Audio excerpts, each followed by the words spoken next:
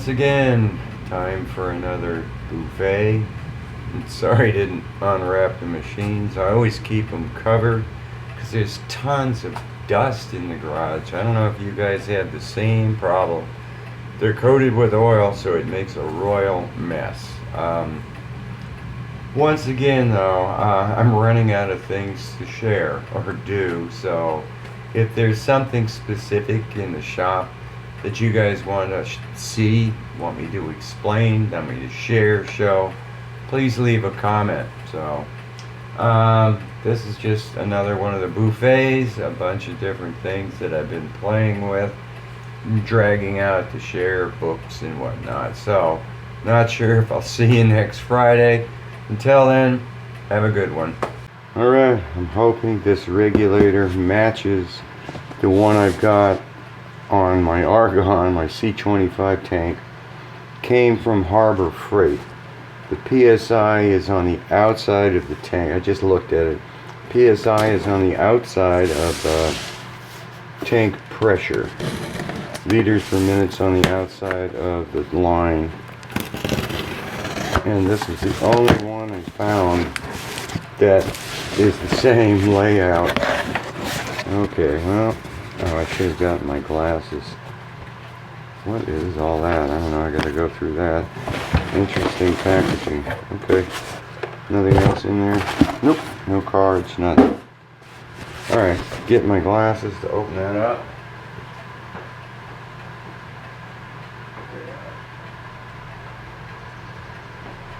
Alright. The only thing is it has arrows on the knob, which the other one doesn't, but does it have arrows? Yep. Open, close, but I'll have to live with that, so what? Here's all the adapter hardware that I don't need. And how does this open? This way. There it is. Okay, so yes, PSI is outside on the tank, and this looks pretty cruddy looking, huh? Not really that shiny like the picture. What is there a film on it? No. Or is there? I think there is some protective coating on it that can come off and then it'll look nice. But yeah, it looks right. CGA fitting and everything. Yep, that's correct. Correct fitting, correct everything. That's kind of nasty looking, but and this, yep, liters is on the outside. So this, for the most part, other than the knob, matches. I'm gonna see if I hope there is some plastic that comes off of this. I think there is. The way it's shiny must be something vacuum sealed on it that comes off. Alright, first up, I'm very, very happy with this regulator. It matches the other one that came with the titanium welder from Harbor Freight perfectly. Same size gauges, same readings, everything. I kept saying, yeah, I want PSI on the outside. I don't know why everybody has it on the inside. You know, I guess it's all comes from Europe and they use bar or whatever it is. So, that worked out. Even the knob matched too. I'm so shocked. I thought it didn't have this open and close text on it. So yeah, I'm prepping to get ready for TIG welding to buy the bottle of pure argon. I don't know what this coating was that was on this thing. I thought it was a wrapper at first. No, it was sprayed on terribly, piled up in the joint. It looked disgusting. Tried paint remover, didn't touch it. I looked at it under the magnifying glass and the paint remover was beating up on it. So if anybody knows what that finish could have possibly have been, let me know. The only way to get it off, so I had to take this apart, put it in the lathe and use sandpaper. Scotch-Brite wasn't touching it. Heavy duty sandpaper too, and it was having a hard time getting it off.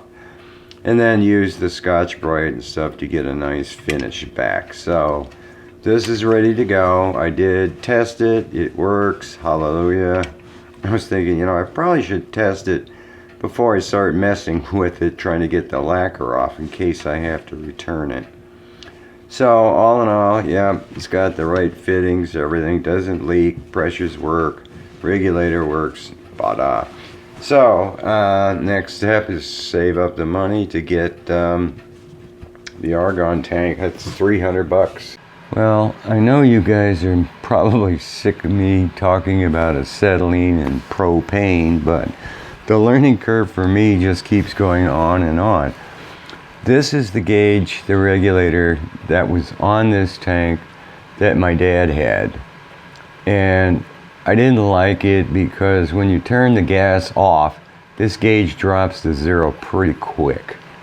The other thing is I stumbled across a bunch of different places on the internet, Google stuff, that says if your line pressure is over 15 psi, it becomes unstable. Whatever unstable is, I don't know, does it explode or something? And you notice, I have no clue using this gauge regulator what the line pressure was. I know I turned the gas on and it's way too much because you can't light it, it just blows the flame away. So I had bought this guy, RX Weld, pretty happy with it. But the nice thing is I can see I was way high on this, I'm guessing, you know, by how much gas. So I'm cranked way down on it. I don't like the fact that it goes way up in the red when you first turn it on, but then when you turn the gas on, you can see where I'm really at. What is that? It's like 10 psi in the line. That's probably still pretty high, but the other thing is, even on this gauge, if I turn the gas off, it drops slower, but it's leaking back here at the fitting, the CGA 520 fitting. There, it's zero now. And I've done everything in the world, Scotch-brite it, steel wool, everything. It still drops, so I don't know whether, I don't think it's a bad regulator, because both of them do it. I think it's something wrong with the tank, but I just wanted to share that. Don't go over 15 psi or it becomes unstable, whatever that means. I don't know if you guys know me, but if I see something at a ridiculous price that I don't have, I'll buy it, whether I need it or not, because inevitably a job comes up, oh, I need one of those. Oh, I have it. So I thought I'd share this. This came off of Amazon. And of course the picture makes it look huge. So I was expecting a big box, not this cute little thing. This is to remove spot welds. Sorry, $12, $12.99 or something like that. 3/8 quarter, 5/16. And I looked at them. If I can get it out without busting my fingernails up there. I looked at the tip of it, and this is going back. There's no tip, no sharp edge here in the center. And I even just manually by hand spun it on a piece of aluminum. Didn't even make a scratch. So I guess anything that's cheap. Oh, foam doesn't even fit all the way. There's like a gap in here. I didn't even notice that. He pushed it this way too much. It's jammed up. Doesn't move. It's glued in. Cute little box. Love to keep the box. Yeah, maybe for $13. Just throw this and the foam away. But and they're cobalt too. So I'm not even going to bother trying to sharpen these things. That tip. It's like no. That is small. I probably could do it on the D-bit grinder, but how many times am I going to try to remove a spot weld, like taking a car apart or something? So I've already filled in the return code, and it goes back to Kohl's. So just wanted to share that one. That's crazy. Thought I'd share this one with you for what it's worth. Bring the camera up a little bit. The metal stamp set that I said I wire brushed, this is what I do it with. I use this thing almost every day. You get a hammer that's got some rust or dirt on it, boom, cleaned up. And it's soft bristles, which is very hard to find. I know this came from Amazon. Made a little adapter here for the arbor to put it on the drill press. And I think, if I can get this open, yeah, I'm running on the lowest speed, smallest pulley, largest pulley in the front. I guess you turn it on so you can kind of see it, but wobbles a little bit, but who cares? There's not that much vibration. And you can actually, with those metal stamps, I was wearing gloves to keep my hands clean from all the grease and oil. They were in here. It didn't even tear the gloves up or my hands or anything, so I love that. In the beginning, I'll pull these guys out.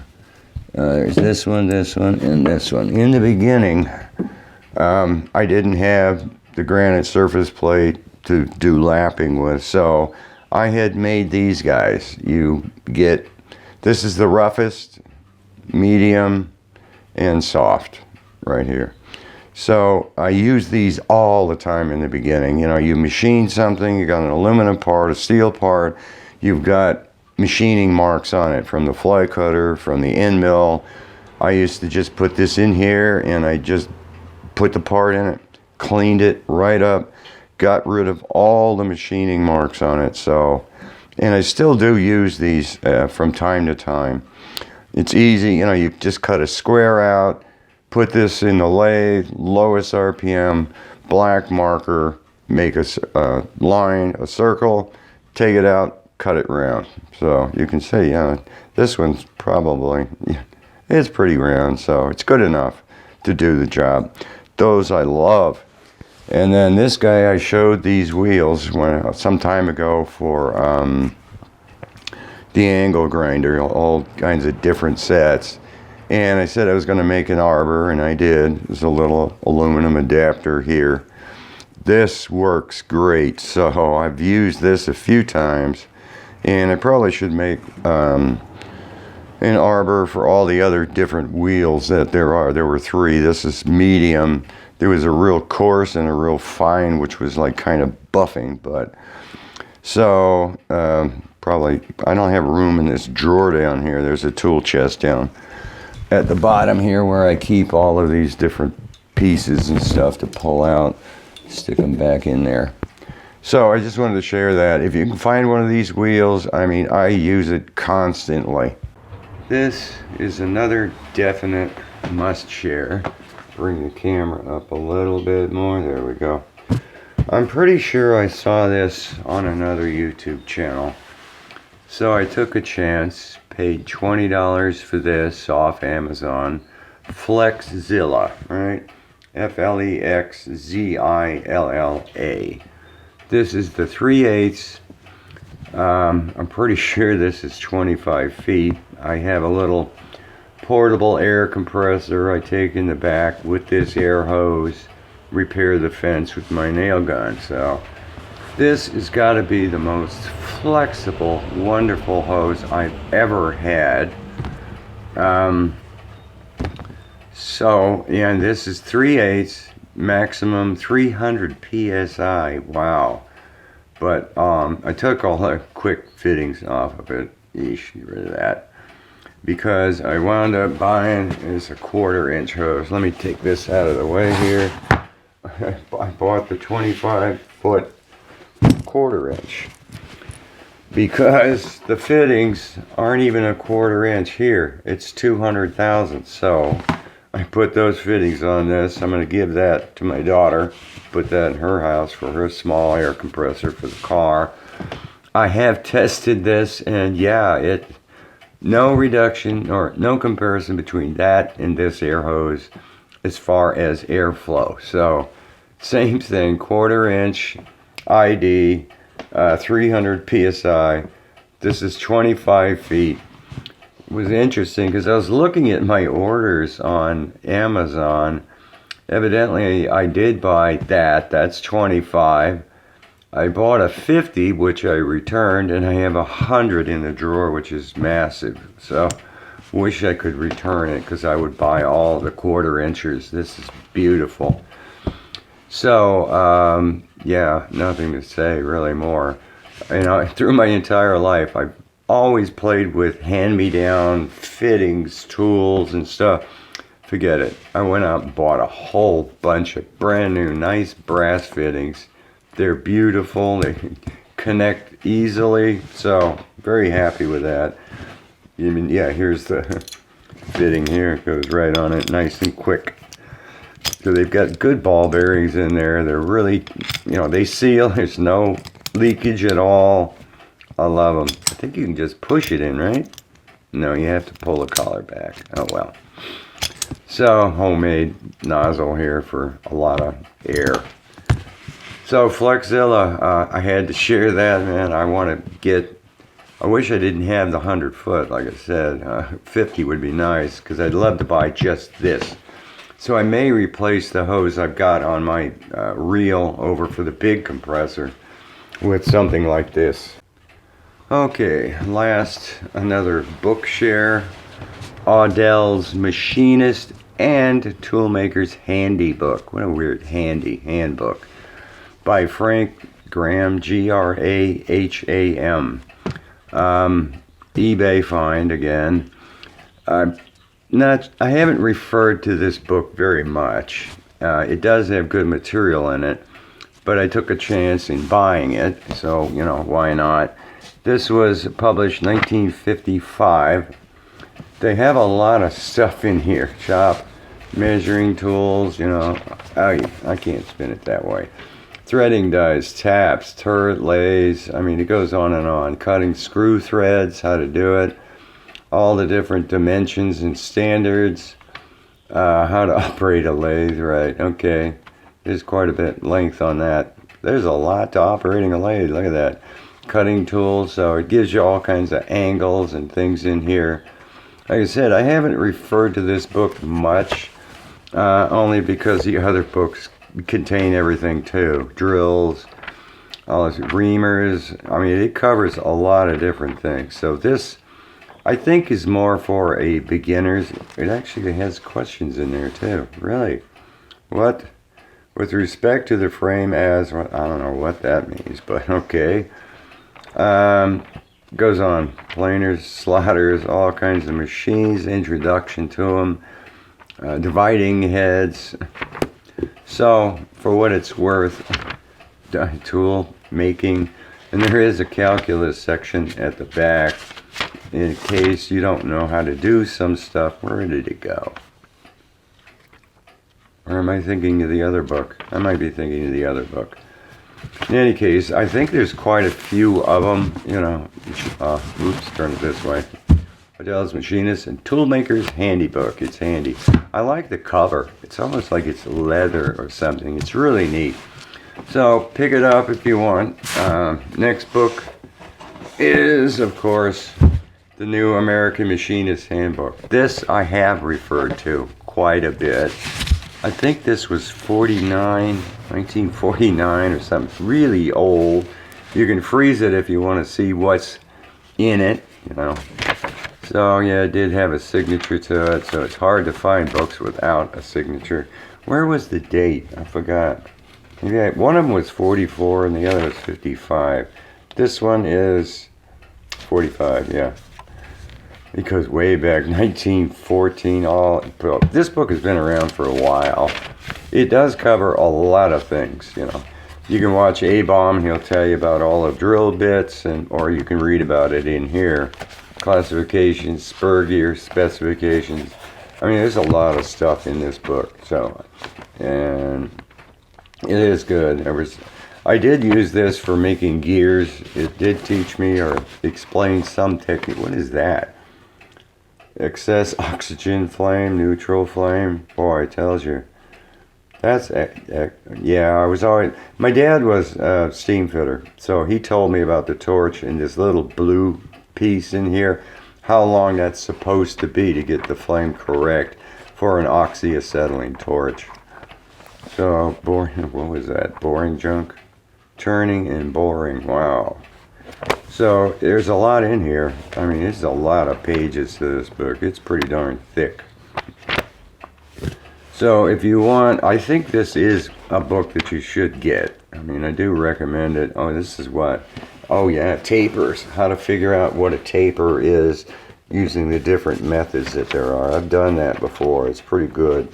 Tapers and dovetails. Definitions for screws. Really, bolt. Oh, wow. Really.